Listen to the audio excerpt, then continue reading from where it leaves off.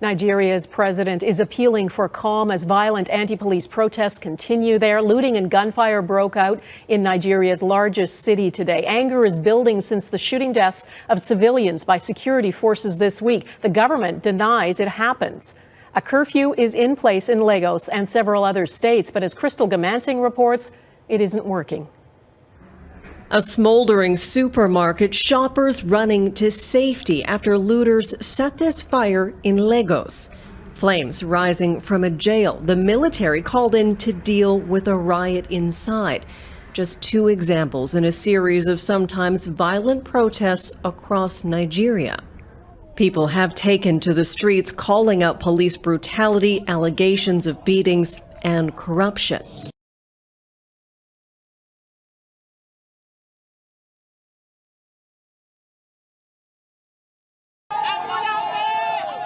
Conakry is burning, although the outcome of Guinea's presidential election is still days away. The prospect of a third presidential term for incumbent Alpha Condé is fueling desperation and fury among supporters of the opposition. I am speaking to the Election Commission. Alpha Condé has been in power since 2010, instead of Diallo. We, all of Guinea, chose the Union of Democratic Forces of Guinea. That's what Guinea wants. If the UFDG is not elected, Guinea will not be calm. But Guinea is already far from calm. The current bout of violence started the day after the election, when opposition candidate Diallo declared himself the winner of the ballot.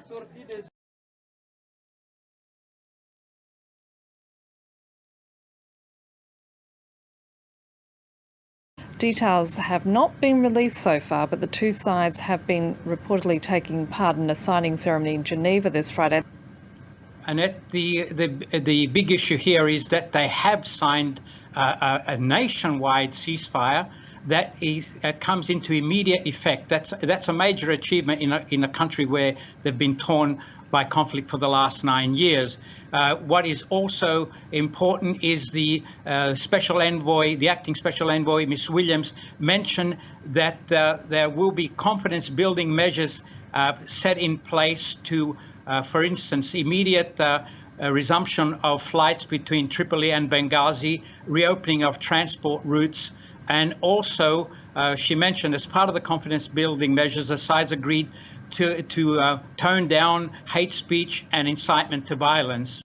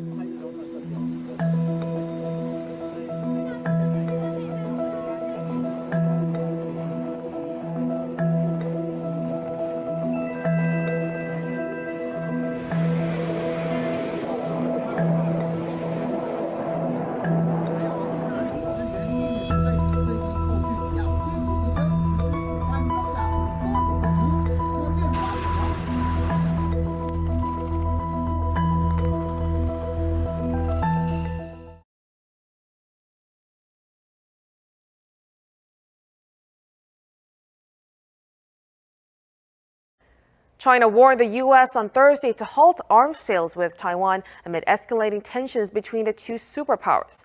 China's demand for the termination comes as the U.S. officially notified Congress of weapons sales to Taiwan worth $1.8 billion.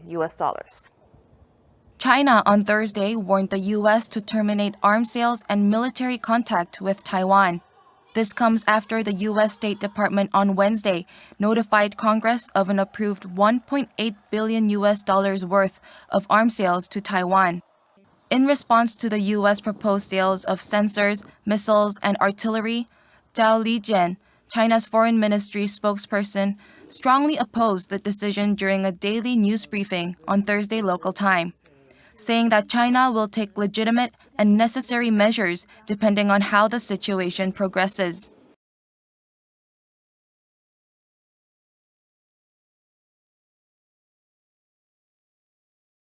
Taiwan detains retired military intelligence colonel in China spy scandal.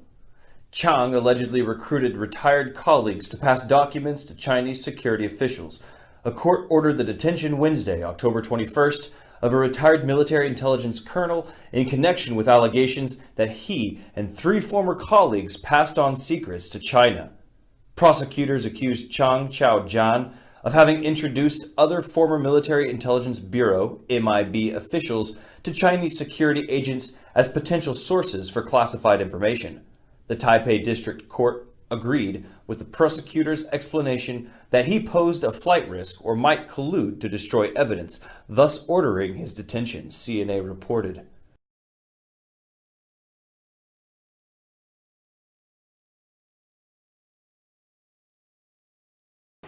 These are live fire training exercises in Turkey's city of Isparta, where Turkish commandos are training Libyan fighters who've come all the way from Tripoli to receive this training.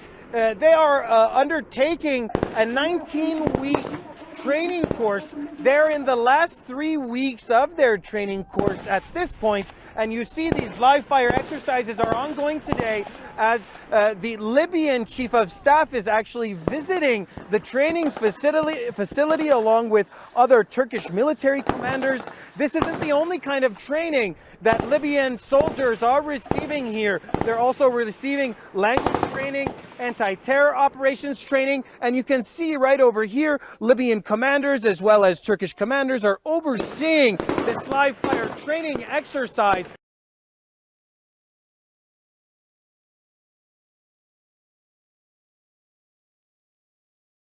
Saad Hariri has returned to power.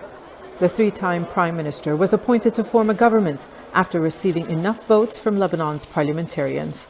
It will be the first anniversary next week of his resignation during the unprecedented popular uprising that called for, among other things, a new leadership. That movement failed to bring change.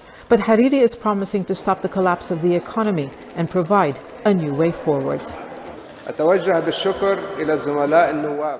I thank my fellow MPs and especially those who honoured me by naming me by forming as quickly as possible a new non-partisan government of experts with a mission of economic, financial and administrative reforms contained in the French initiative roadmap. We have a chance, possibly the last chance.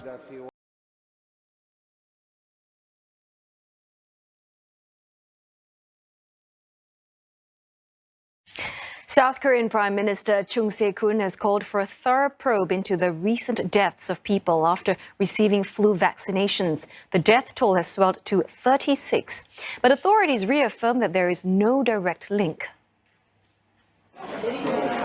Calls to halt the free flu vaccination program in South Korea are growing, as suspected deaths have now piled up to more than 30.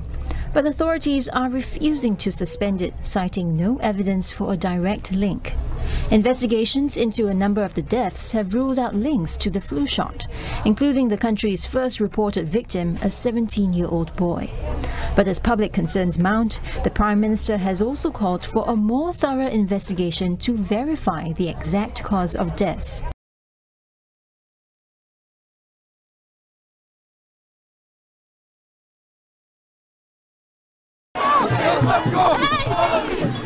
Hello? That's it!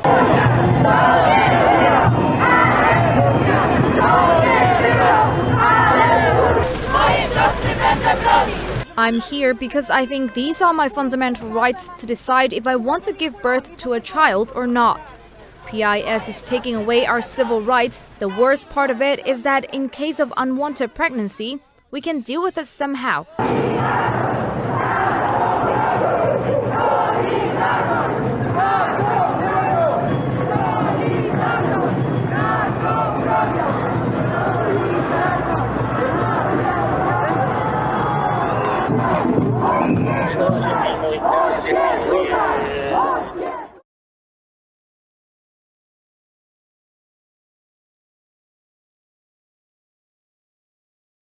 One of Donald Trump's most trusted advisors has been caught in a very humiliating encounter with a young actress who was pretending to be a TV journalist in a scene in Sacha Baron Cohen's latest mockumentary, a sequel to his Borat film. Trump's personal lawyer, Rudy Giuliani, might have just experienced one of the most awkward scenes in the Borat film. Mr. Giuliani was fooled into meeting with the 24-year-old actress Maria Bakalova, who is playing Borat's daughter and posing as a conservative TV journalist. The former mayor of New York City then met the actress in a hotel room after a fake interview, but things soon take an extremely awkward turn when the 76-year-old begins to hold her hands, compliment her looks, and follow her to the bedroom. After she removes his mic, he is seen reclining on a bed and putting his hands down his pants, only to be interrupted by Cohen's Borat character. Thankfully, the pair were interrupted when Borat came bursting into the room and said, "She's 15, she's too old for you."